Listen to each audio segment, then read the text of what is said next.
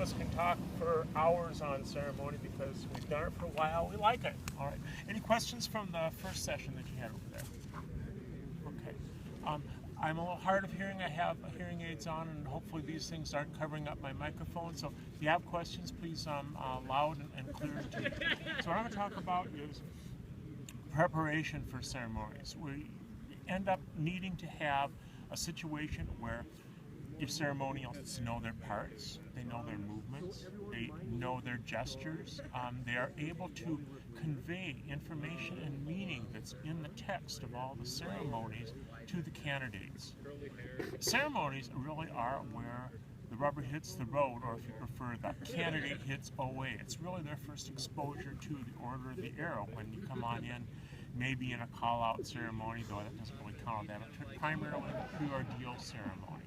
Right? That's where the first time they're really getting a chance to hear about OA, some of the things that we talk about, the cheerfulness, service, sacrifice, leadership, all those things, the arduous labor, the tasks, that we're going to do that will help prepare you for leadership in the future.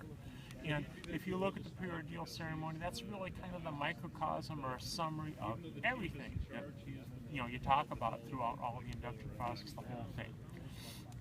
So is anyone here a chapter chief or lodge chief in charge of ceremony program? No? One? Okay. I'm Vice Chief of Native American Affairs. So if that would, I'm the Vice Chief of Native American Affairs, so okay, and does that cover ceremony then in your organization? All right. We have each chapter has their vice chief program, which is ceremony, and then the lodge has a vice chief program for us. I didn't really tell you about myself. I got involved about 10 years ago when my son and I were both, it was John over there, the weird one with the memorization problems. We're both called out. We've gone through, we've got our brotherhood together, we got vigil together, we've been to NOAC together. He got involved in ceremony team. I was always dropping him off and helping out, so I got asked to help out coach the team. I coached our lodge's team for 2009 NOAC, and then the top 9 in the country team for 2012, of which Bradley and John were part of that. So you have a situation where you got a conclave. You got ceremonies that you need. You've got 3 ceremonies that you're going to do. Well, it depends on how you do it. Some people do Brotherhood as a completely separate weekend. Does anyone here do that? Brotherhood is a separate weekend, a separate thing. For us, we do Friday night pre-ordeal, Saturday night or Saturday evening. We do Brotherhood first, and then we do the ordeal after that, and then closing, and then fellowship after that. So for us, we have 3 ceremonies that you need to put on. So talking about logistics, you need people for that. Ideally, 12 people would be good, so that each one only has to memorize one part for one ceremony. Because of the amount of verbiage that you have to memorize in a ceremony, typically, it takes time. So in order to have that time to memorize it, and so some books like this, say that memorization isn't important, shouldn't be the first thing you do, and that's true, but I think it should be, you should have a little more emphasis than he puts on it. He kind of really downplays memorization. It's really not important. You need to learn meaning first, and there is a lot of meaning and symbolism in the texts of the ceremonies, and it is important to understand that and know that, but also is fairly easy and quick to find that out, to get that and understand what you're talking about.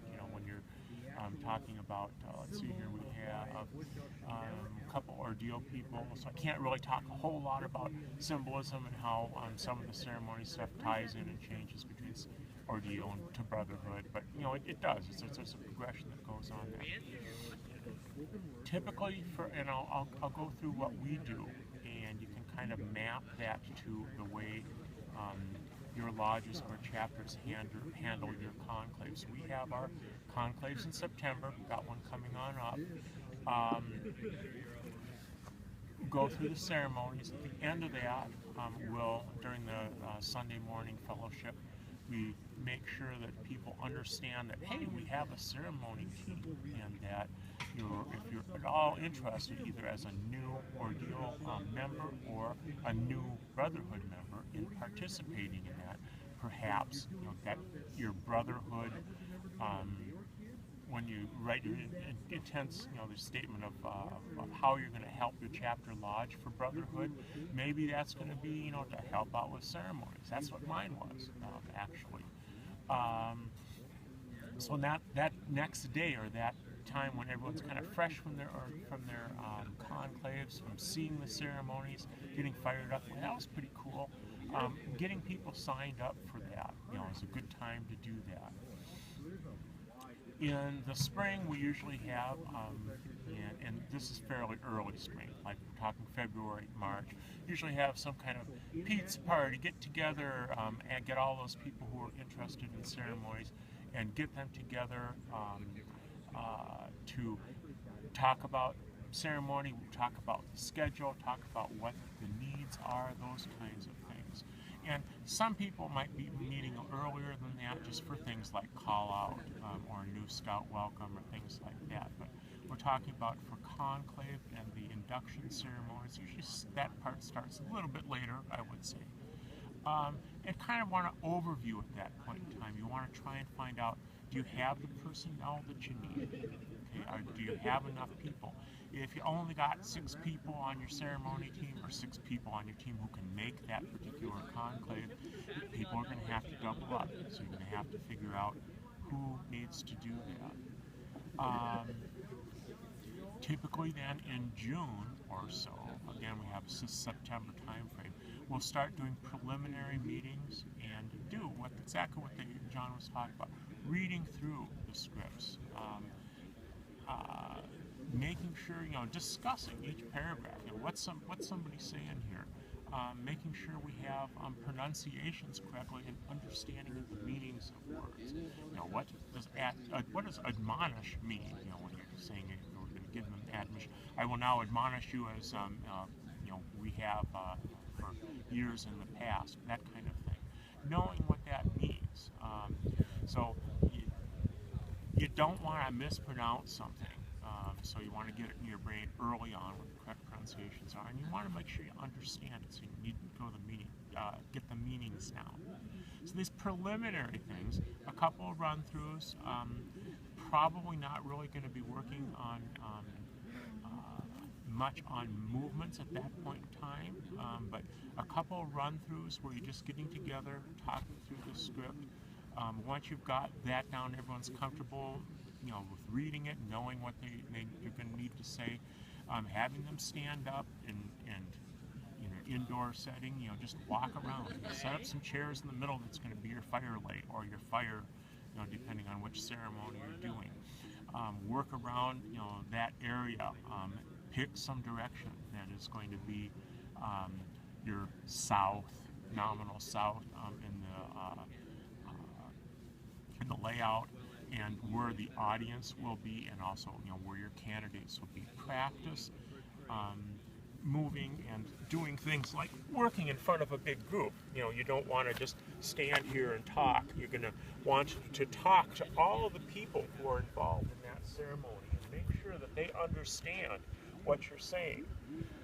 You need to work out motions, and they talked about that a little bit over there, but some of the script motions aren't real super clear about what you need to do.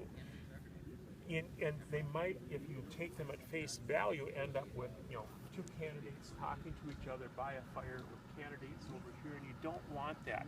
You want to actually have people, even though it seems a little awkward in the motion, come on up, and they're going to be talking, but they actually turn and talk to and face the candidates so the candidates can hear. They didn't really talk about volume, but you need to work early on getting enough volume to be able to cover the area. If we're getting sun over here, we've got shade on this side, we're going to probably rotate these as time goes by. But so feel free to move if you're getting sun in your eyes. As you're, depending on how large a venue you have, how many candidates you have, you may need to really be talking extremely loudly when you are speaking. And it's hard to get meaning and inflection into what you're saying the louder and louder you do something, and still be able to have that kind of thing. So you need to practice that. If you're just all of a sudden going to the conclave, trying to put on that and realizing, boy, it's windy out here. Tonight trees are blowing around a lot and hard to hear. Just trying to talk loud at that point in time, you're just going to end up shouting and not losing all your inflection. Just making sure people can hear you. So you don't want that. So we're sometime in June. We're running through things just on the vocal parts. We're starting to run through motions. You don't have to necessarily meet every day, but whoever is in charge of your ceremony team, and that should be a youth. We have ceremony team advisors, but again, Scouting is a youth-run organization. OA is also, and it should be the youth who is organizing things, youth who is scheduling things with help and advice from the advisors. The person in charge of your program should be keeping in touch with the principals, the people who are doing the parts, making sure that they're practicing. Again, for us then, looking at September performance, the end of July and through August and through the first weeks of September will be times when we get together and are more serious about that. Everything will be, if you work out any final questions, that kind of thing. Everything will be done in a setting, where you have a fire laid. All the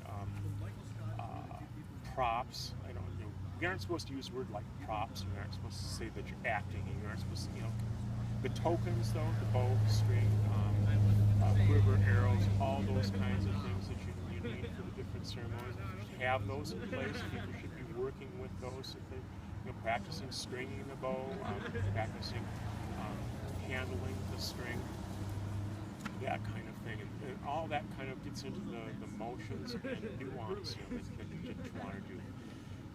By August, again, so we're about 2 months into this, 1 month of kind of lay back, get together, light practice, 1 month of harder practice. You should, have the stuff down pretty well. You might need to refer to your script some, but you should, have the memorization down. You should be having all the motions. If we talk about like this bow under hardship, bending the bow, that kind of thing. Everyone should have practiced those kinds of things, and you should be starting to get more of the inflection, working on the motions. Eat nothing but the scant food that you'll be given, those kinds of things. And they didn't really talk about this, but it helps for the team to work together on your motions. In other words, to discuss, if we're going to talk about the sun, is the sun over here? Is the sun over here? Does it make a difference? If you're consistent, and because you mentioned sun, sunrise, moon, cast of shadows, that kind of thing. It should be consistent so that you're all making essentially the same gesture. We've talked about spending the day in arduous labor. If you want to do some kind of shoveling, motion, do that. And I think both Alawat and Kitchener have the arduous labor line in there. They should do the same thing. Okay. Getting to about, and I was just talking with somebody last night, and they said, well, for their chapter, they just, do about a month of rehearsals and then have one dress rehearsal, where they're actually going through all the motions the week before it. That's really not enough, I don't think. You need to be confident. You need to know what you're doing, because the more you know what you're doing, the less you're going to stumble if you get off. It's what the youth said over there is that if you have the idea of what you're going to say and need to say, if you get through that, you know, the candidates don't know exactly what you're supposed to say, but you get the idea across to the candidates, which is the important thing. But you need to do it with confidence. You need to not stumble. If you're up there and your brain really locks up, it just makes for a real awkward ceremony. You know, that kind of stuff really sticks out. If you leave out a paragraph, no one knows. They really don't. It may or may not have impact on the information and ideas you're trying to convey to them. But it's more important to do confidence and consistency and flow between people. Also, your principals should acknowledge each other, things like that. There's a lot of nuance. So those last couple of weeks of practice, it should be 2 to 3 weeks. You should be doing it basically with books down, scripts down. You can have someone there who's prompting you, kind of your off-stage person, as if you were doing this on stage, so backstage, giving someone the cues to their line. And the principals can cue each other too. You're going to find that even if they're working mostly on their own part, because they've all gone through this, they're going to know what is their, what's the trigger line, what's the key line for their next part. So if someone forgets that, they can prompt them. And prompting each other and working with each other is a really great way to end up building rapport and fellowship and friendship between the team members, so that when they're actually doing the ceremony, so they're interacting and you can see that they kind of mean it. So about 3 days or 3 rehearsals beforehand, work on getting it down. And the day of the ceremony, once everything is set up, ceremony grounds are set up, walk through it. If exactly what's gonna be happening. Okay, who lights the torches? Exactly where do we lead candidates through to the areas when they're going on off to do their overnight ordeals? Who's gonna be leading? Is he gonna have a torch? Is prepare all that stuff. Okay, so that's kind of an overview. And the main thing that I want to emphasize here is it takes time. See, and you need to sit down with the calendar and just kind of backtrack about 8 weeks to start working on things in earnest to get that down. If you're working on something like competition, I don't know if anyone here is planning on going to NOAC and competing next year, you're probably going to start a lot earlier than that, because it's not just a matter of getting close, it's word for word. Just to get through the preliminaries, you have to, I don't know whether they're going to do a video preview like they did the last time, where your pre-entry is a video of your team doing the performance. And they listened to that, and we got copies of emails back and forth between the judges. And said, well, we weren't sure whether he said or an at this point in time because of the wind noise, so we'll give it to them. We'll let that go. And it happened a couple times. So that's how picky they are. So if you're going to go for that level, then it has to be perfect. Other than that, just presenting for your own inductions, it should be as close as you can get, but doesn't have to be perfect. So any questions about all that kind of junk? Yes? So about 8 weeks out, you said you really start working on it. Mm-hmm. How often are you guys meeting? We're on a weekly basis. Okay. For something like NOAC, what they actually did was meet about 3 times a week, and the boys would get together, one of the local parks, and practice. Just handy to do, and practice outside. Do that kind of stuff. We had the police called on us once because someone said, "So they're out there with bows and arrows." Wow. And one of our, Sean, ended up having to go to the local police station afterwards and explain it to them, and thank them for their consideration and being understanding. But I think they did get thrown out of the park that particular day. And then at that level, is that your chapter level, your lodge level? What? For us, this, we're, Totanha-Nakaha is one of the largest lodges in the country. We're like the top 5 for size. So we do things on a chapter basis. For NOAC, we're sending essentially a lodge team, but it's probably going to just be from our chapter. Our chapter's got like 250 people in it or something like that.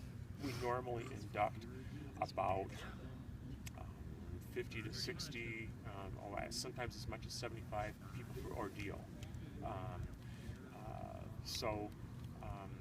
That's the level that we do it. And other chapters in our lodge don't do it that well, or don't do it that much. We're kind of, I don't want to say we're not fanatics, but it's our tradition to try and do a good job. And then, what works well for recruiting ceremonialists? Again, I think if you have a good ceremony that you do, that works out good. Word of mouth between members, and we see a lot of people who are getting their friends involved, to get more people on in. Getting it, the idea that you can get involved with ceremony team out right away when people are so kind of fired up from the conclave. I think that helps a little bit. It can end up being hard. Even in the size group that we have, we seldom end up with a full 12 different people. There's usually about 8 to 10 tops, so overlap between theirs and doing parts.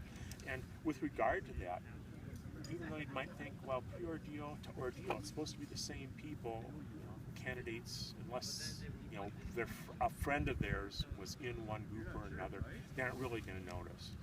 So spreading it out makes a lot of sense, and I think makes it easier for them. That kind of answer all that stuff. Yeah, I'm just trying to figure out how to make some of this work.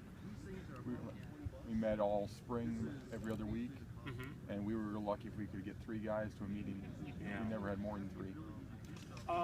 So it became hard to even practice. Yeah, is that a lodge level or chapter? That's chapter level, but we're the largest chapter in the lodge. Okay. So How many people are youth members do you have?